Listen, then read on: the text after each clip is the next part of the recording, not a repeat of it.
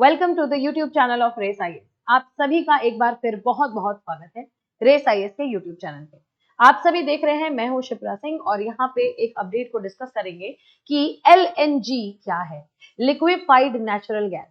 तो सबसे पहले जान लेते हैं कि इसको हम डिस्कस क्यों कर रहे हैं। आज बेसिकली आज के तारीख में ये एक बहुत इंपॉर्टेंट आर्टिकल बना हुआ है आपके न्यूज़पेपर में। आप किसी भी न्यूज़पेपर को रेफर करेंगे तो बेसिकली आपको नजर आएगा एलएनजी के ऊपर लोग बात कर रहे हैं। क्या है LNG? So let me tell you कि दिस इज समथिंग जिसको आप कहते हैं लिक्विफाइड नेचुरल गैस। ठीक है, लिक्विफाइड नेचुरल गैस आपका एलएनजी होता है। अब आप इसके शब्द में, इसके नाम में देख सकते हैं लिक्विफाइड है। लिक्विफाइड मतलब क्या होता है भाई कि किसी भी एक पर्टिकुलर एक सब्सटेंस का लिक्विफिकेशन करना, यानी उसको लिक्विड स्टेट में बदल देना। तो आइए जानते हैं कि एलएनजी आज न्यूज में क्यों है। देखो कहानी अगर मैं तुमको इन शॉर्ट में बताऊं तो कहानी यही है कि भारत एक बार फिर रिसर्च, स्टडीज और रिपोर्ट्स के माध्यम से बताया गया है कि भारत एलएनजी यानी लिक्विफाइड नेचुरल गैस का वन ऑफ द सबसे हाईएस्ट इंपोर्टर्स में से एक है। जो कंट्रीज आयात करती हैं एलएनजी, हम यूएसए से सबसे ज्यादा आयात करते हैं। 71% हमारा आज के डेट में इंपोर्ट हो गया है एलएनजी का। ये आज न्यूज में है। देखिए हमारा ये टॉपिक क्लियर करना और कवर करना इंपॉर्टेंट इसलिए भी है क्योंकि आप एग्जाम में आंसर लिखने वाले हैं और अगर आप विकसित भारत 2047 के गोल्स को देखेंगे तो this is not certainly what we want to meet. हम वहां बात कर रहे हैं इंपोर्ट डिपेंडेंसी को कम करने के लिए, आयात निर्भरता को घटाने के लिए, और यहाँ ठीक उसके विपरीत एकदम ऑपोजिट हम क्या कर रहे हैं कि एलएनजी का हमारा इंपोर्ट बढ़ता ही जा रहा है। सो इमेजिन अ सिचुएशन जहां पे आपके सामने एक क्वेश्चन आता है कि आप while setting the goal of reducing the import dependency in India under Viksit Bharat by 2047, ठीक है, critically analyze the increasing import dependency in the field of LNG and whatsoever। अगर ऐसा क्वेश्चन आ जाता है भाई कि इंपोर्ट डिपेंडेंसी को कम करने के पीछे जो हम भाग रहे हैं, आयात निर्भरता को कम करने के लिए जो भाग रहे हैं, विकसित भारत 2047 तक करना है, और वही ठीक विपरीत क्या कर रहे हैं भाई कि इंपोर्ट डिपेंडेंसी बढ़ रही है। तो क्या पूरा का पूरा मामला है ये समझते हैं और आखिरकार भारत में ऐसा क्यों हो रहा है। आप देख पा रहे हैं कि यूएस एनर्जी इंफॉर्मेशन एडमिनिस्ट्रेशन, ठीक है, ये एक आप इनकी प्रशासनिक बॉडी है, इसका नाम है USEIA।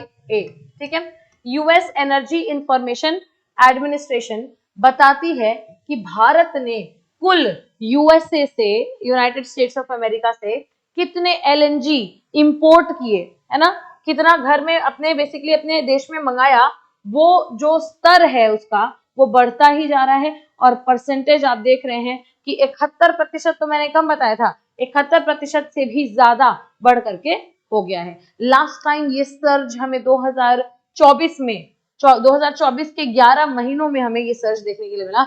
And once again in 2025 we are set to make it a record की इंपोर्ट डिपेंडेंसी हमारी सबसे ज्यादा है।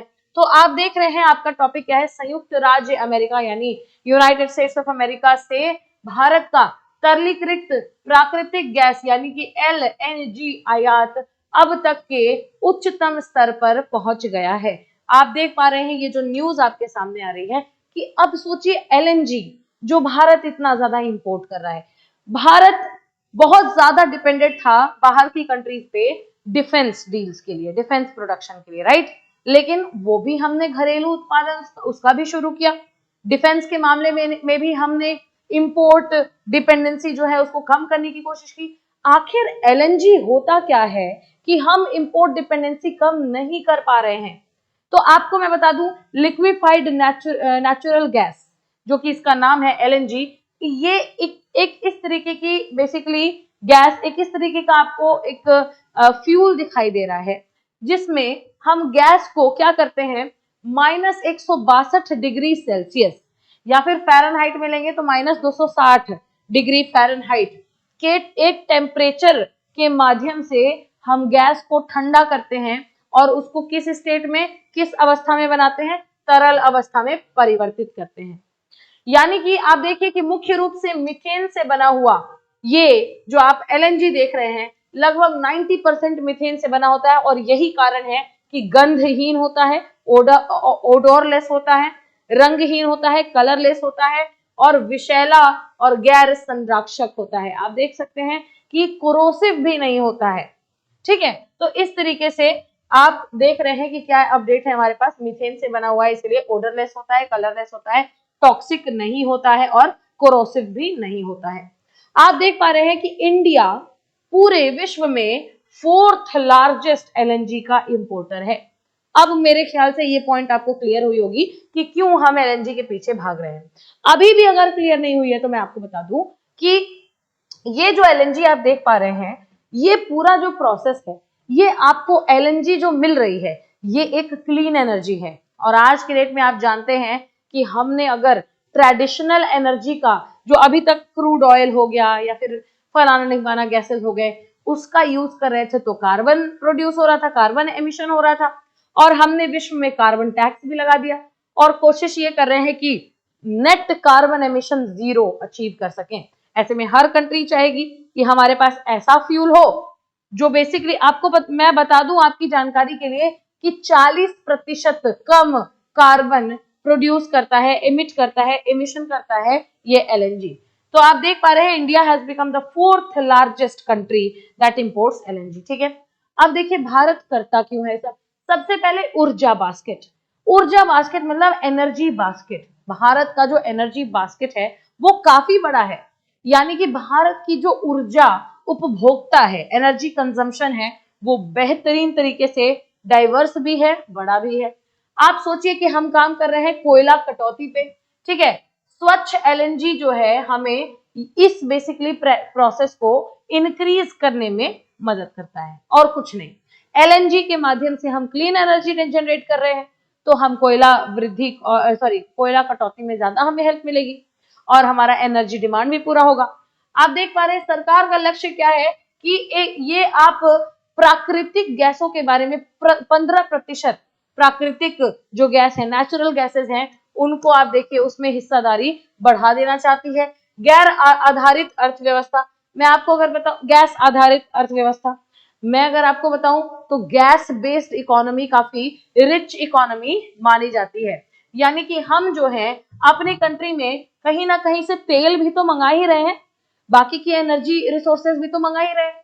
तो हम अगर गैस इंपोर्ट करते हैं तो बेसिकली ना सिर्फ तेलों को रिप्लेस करेगा बल्कि हमें एक हमारे पर्यावरण के लिए भी eco friendly, environment friendly fuel की तरह साबित होगा। आप क्लाइमेट चेंज में देखिए एलएनजी जो है कोयले से कंपेयर कर लीजिए, 40% कम कार्बन जो है रेसिड्यू छोड़ता है। आप तेल से कंपेयर कर लीजिए, 30% कम कार्बन एमिट करता है। तो इस केस में आप देखिए कि एलएनजी पे डिपेंडेंस अगर बढ़ी हुई है तो क्यों बढ़ी हुई है। Now let's talk about challenges कि क्या क्या चुनौतियां हैं जो कि हमें रोक रही हैं एलएनजी यूज करने से। सबसे पहले और सबसे ज्यादा इंपॉर्टेंट, हाई प्राइस, उच्च कीमतें। तो आप जानते हैं इंडिया में हर चीज हम क्योंकि एक बजट में असाइन करते हैं, हमारा एक स्पेसिफिक बजट होता है और आप जानते हैं कि हमारा जो बजट एलोकेशन है बहुत ही ज्यादा स्पेसिफिकली हर एक क्षेत्र में हमें कुछ ना कुछ डिविडेंड देना ही देना है। ऐसे केसेस में जब ये इतना अत्यधिक जो है मूल्य मांगेंगे या फिर ऐसी मूल्य अस्थिरता, प्राइस वोलेटिलिटी मार्केट में देखने के लिए मिलेगी तो यहाँ पे डिमांड पूरे नहीं हो पाएंगे। अच्छा, दूसरी चीज है नेटवर्क, पाइपलाइन नेटवर्क। आपको कहीं से भी आयात करना है तो आप मंगाएंगे ना, मंगाने के लिए आपको चाहिए इंफ्रास्ट्रक्चर, संरचना, और वो इंफ्रास्ट्रक्चर आप देख रहे हैं टर्मिनल्स जो होते हैं, जो आपकी पाइपलाइंस होती हैं वो प्रॉपर नहीं है, उसके कारण भी कई सारे रिमोट एरियाज में ये ट्रांसपोर्टेशन जो है मुश्किल हो जाता है। And then you are looking at सीमित भंडारण क्षमता, कैपेसिटी की बात कर रहा है कि लिमिटेड स्टोरेज कैपेसिटी है आज के डेट में भारत में। दैट इज द रीजन आज हम एलएनजी के लिए इतना ज्यादा डिपेंडेंट हो गए हैं। ये सारी ऐसे केसेस हैं बेसिकली जो कि हमारे सामने एक चैलेंज बन करके पोज हो रहे हैं कि भाई इस तरीके के चैलेंजेस से भारत को ओवरकम करना होगा। अब आप देख सकते हैं कि क्या रोल है एलएनजी का हमारे डे टू डे लाइफ में वेरियस सेक्टर्स में। तो मैं अगर आपको 4 मुख्य रोल बताऊं, तो आप घरों में रहते हैं, निवास आपका रेजिडेंस, तो आप देखिए रेजिडेंस में हाउस होल्ड पर्पसेस के लिए, घरेलू कामकाजों के लिए, पानी गर्म करना, बिल्डिंग्स में, कुकिंग्स में, ऐसे सब केसेस में आपकी हेल्प करता है। आप देख रहे हैं पावर जनरेशन, यानी कि हम जो पावर जनरेट करते हैं, इलेक्ट्रिसिटी जनरेट करते हैं, तो लो कार्बन अल्टरनेटिव टू कोल, मतलब कोयले के माध्यम से आप अलग जनरेशन कर रहे हैं, आप बाकी के हजार्डस मामलों में अलग जनरेशन कर रहे हैं। आपका एक बेहतरीन, एक फ्रेंडली तरीका टू जनरेट इलेक्ट्रिसिटी एलएनजी हो सकता है। ट्रांसपोर्ट में आप जानते हैं हैवी ड्यूटी व्हीकल्स, ऐसी गाड़ियां जिनके ऊपर बेसिकली बहुत जो है स्पेसिफिक ट्रांसपोर्टेशन हो रहा है, स्पेसिफिक चीजों का होता है, जिनके टैक्सेशन ज्यादा लगते हैं, उन पे भी हम बेसिकली आप देख रहे हैं कि क्योंकि भाई ये एक सामान के सेफ्टी की भी बात है और बल्क में क्योंकि गाड़ियां जा रही हैं, तो पर्यावरण के हिसाब से LNG makes the best fuel. आप देख रहे हैं इंडस्ट्री की बात करें तो फर्टिलाइजर्स हो, प्लास्टिक्स हो, फैब्रिक्स हो, इन सारी चीजों की इंडस्ट्रीज भी एलएनजी को बहुत ही ज्यादा एफिशिएंट रूप से यूज करती हैं। तो एलएनजी का रोल आपने देखा कि क्या क्या है वेरियस सेक्टर में, आपने देखा कि एलएनजी बनती कैसे है, आपने देखा कि न्यूज में क्यों है, क्योंकि भारत लगातार इंपोर्ट कर रहा है एलएनजी, जो हमारे पर्यावरण के लिए तो ठीक है, अच्छा है, लेकिन इंपोर्ट डिपेंडेंसी बहुत ज्यादा हो गई है। तो ये बेसिकली यहाँ पे न्यूज में है कि 71% से भी ज्यादा यूएस से हमने इंपोर्ट किया है एलएनजी। आपने चैलेंजेस भी देखे कि इस सेक्टर में क्या वेरियस चैलेंजेस है, और इसी के साथ एज अ कंक्लूजन मैं आपको बताऊं तो we need more fuelling like LNG, जो कि प्राकृतिक रूप से जो है हानिकारक ना हो, but high prices again is the foremost matter of concern, कि उच्च मूल्य को थोड़ा सा टैकल करने की जरूरत है, right. Thank you so much for watching the video. बने रहना है हमारे यूट्यूब चैनल पे, सब्सक्राइब करना है रेस आईएएस की यूट्यूब चैनल को, और मिलते हैं दोबारा अगली वीडियो में। धन्यवाद, थैंक यू, जय हिंद।